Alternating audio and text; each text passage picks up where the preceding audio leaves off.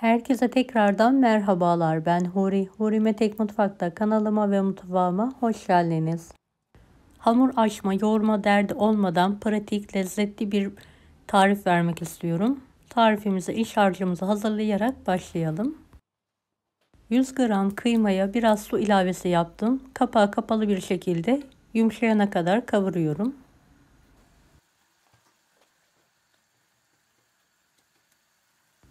Evet, kıymamı karıştırdıktan sonra üzerine biraz sıvı yağ gezdiriyorum.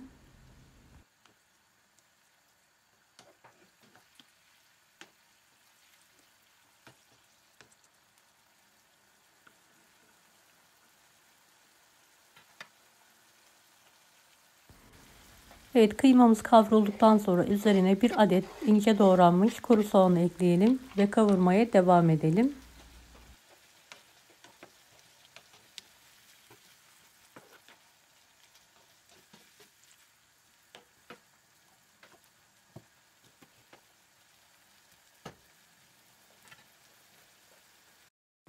Evet, kıyma ve soğan iyi bir şekilde kavrulduktan sonra üzerine 2 adet rendelenmiş patatesi ekleyelim.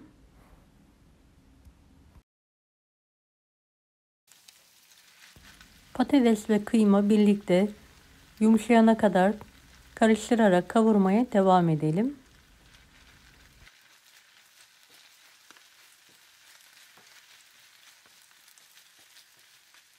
Videomu izlerken buraya kadar geldiyseniz yorum kısmına herhangi bir emoji bırakırsanız bana destek olmak için sevinirim.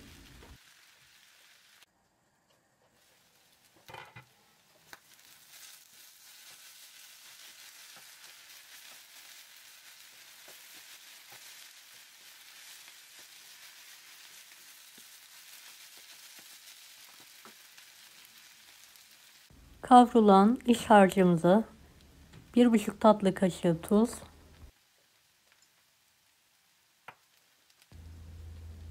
pul biber, kekik ve karabiber ekledikten sonra tekrardan karıştırıyorum. Altını kapatarak soğutmaya bırakıyorum.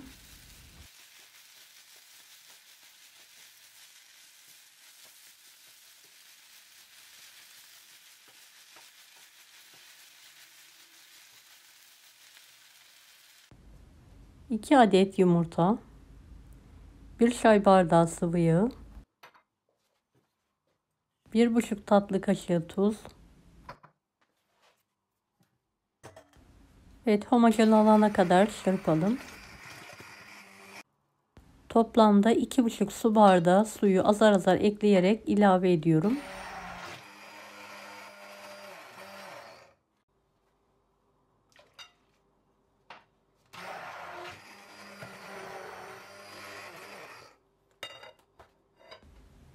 İki su bardağı un, 1 paket kabartma tozu,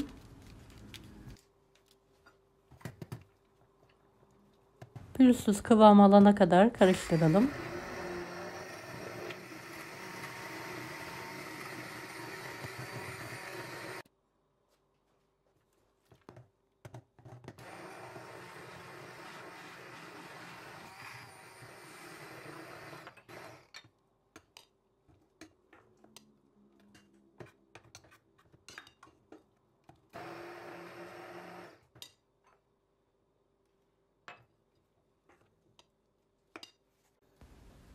Evet, kıvamı bu şekilde akışkan olmalı. Krep tavamızı çok az yağ ile yağlayalım. Her tarafına gelecek şekilde yağı dağıtalım. Bir kepçe hamurdan dökerek tavaya yayarak orta ateşle pişirmeye bırakalım.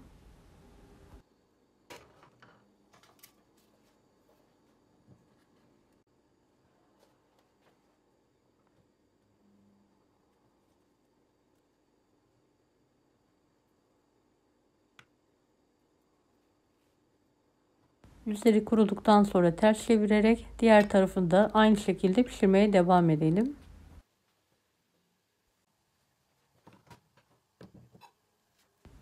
Ve servis tabağına alarak soğutmaya bırakalım. Kalan hamuru aynı şekilde dökerek pişirmeye devam edelim.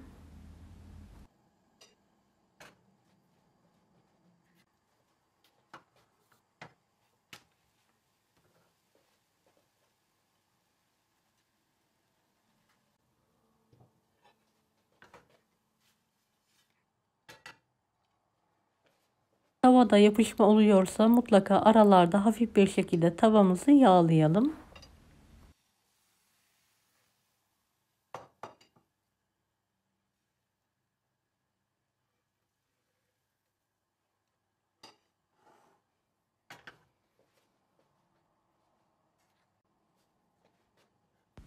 Kenarlarından spatula yardımıyla hafif bir şekilde kaldırarak ters çevirelim.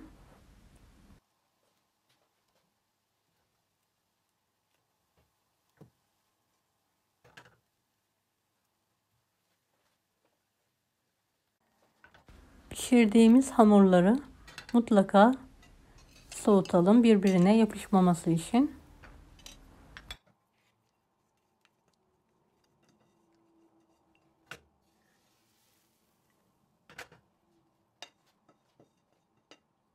Pişirdiğim ve soğuttuğum hamurları videodaki gibi yan yana alalım.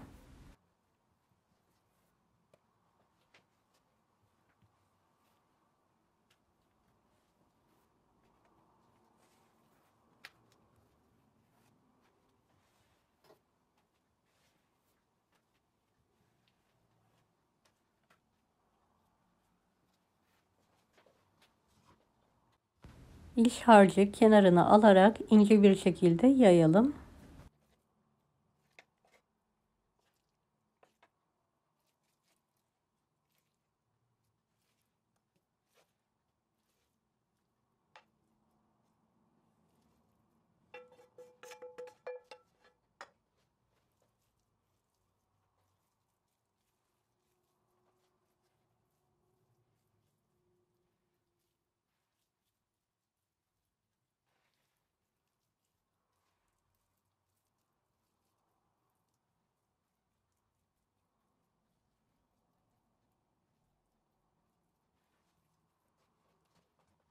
Kapatarak rulo saralım.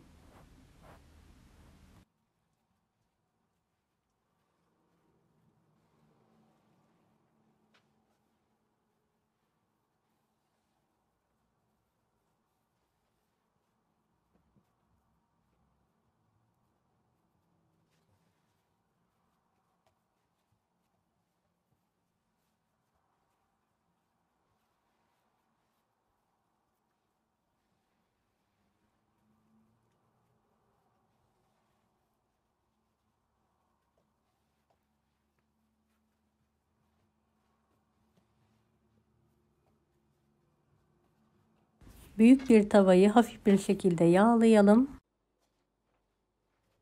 Tavaya gül böreği şeklinde sararak alalım.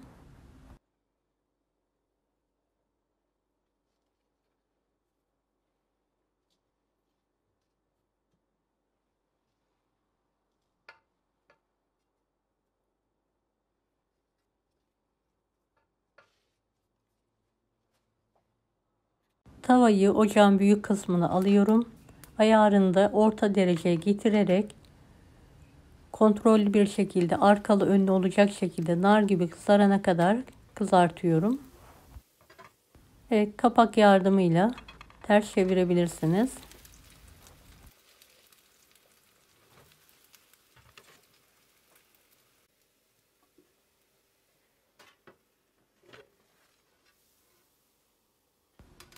Kızaran böreği servis tabağına alarak sıcak sıcak ikrama ve yemeğe hazırlıyorum.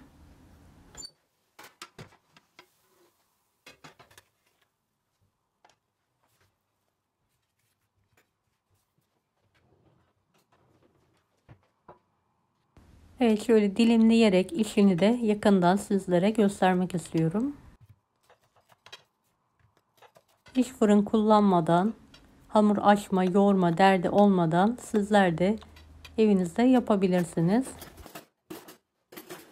Deneyecek olanlara şimdiden kolaylıklar dilerim. Kanalıma ücretsiz abone olmayı unutmayın. Bir dahaki videolarda görüşmek üzere. Allah'a emanet olun. Hoşça kalın. Daha farklı tarifler için bunlara da izlemeyi unutmayınız. Afiyet şifa olsun herkese.